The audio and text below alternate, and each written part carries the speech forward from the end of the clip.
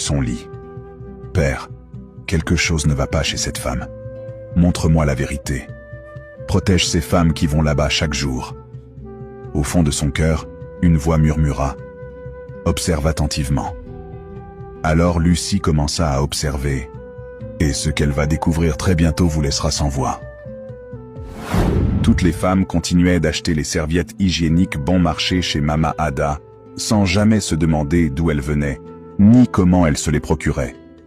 Mais Lucie, la nouvelle voisine, n'était pas comme les autres. Quelque chose chez Mama Ada la dérangeait profondément. Elle décida donc de la surveiller discrètement pour découvrir la vérité. Ce qu'elle allait découvrir allait lui briser le cœur.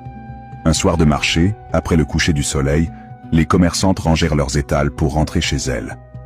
Mama Ada ferma sa boutique, attacha soigneusement son sac d'argent et se mit en route. Mais au lieu de prendre le chemin de sa maison, elle s'engagea sur un sentier étroit menant vers la brousse derrière le marché.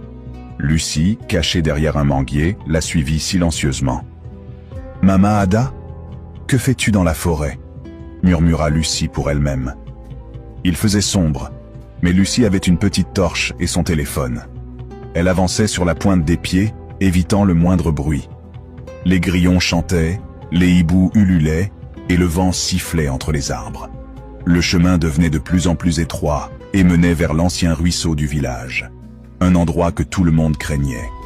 On disait que des esprits y vivaient. Plus personne n'allait y chercher de l'eau. Soudain, Mama Ada s'arrêta. Lucie se figea derrière un arbre.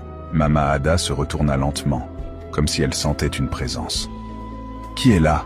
lança-t-elle dans l'obscurité. Lucie retint son souffle. Après quelques secondes, la femme reprit sa marche. Le cœur de Lucie battait à tout rompre lorsqu'elle la suivit de nouveau. Arrivés au bord du ruisseau, la scène ressemblait exactement à un cauchemar. L'eau était noire, glaciale et silencieuse. La lune s'y reflétait faiblement. Mama Ada s'agenouilla et commença à réciter des incantations dans une langue inconnue. Lucie se cacha derrière un rocher et filma tout avec son téléphone.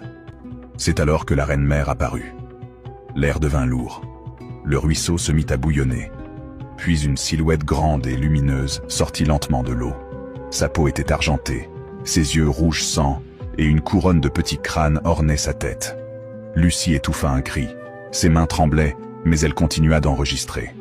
La voix de la reine-mère résonna comme le tonnerre. « Tu es revenue, Ada ?»« Oui, ma reine » répondit Mama Ada en s'inclinant profondément, levant son sac d'argent. « Voici la récolte du jour. » La reine sourit d'un sourire sombre.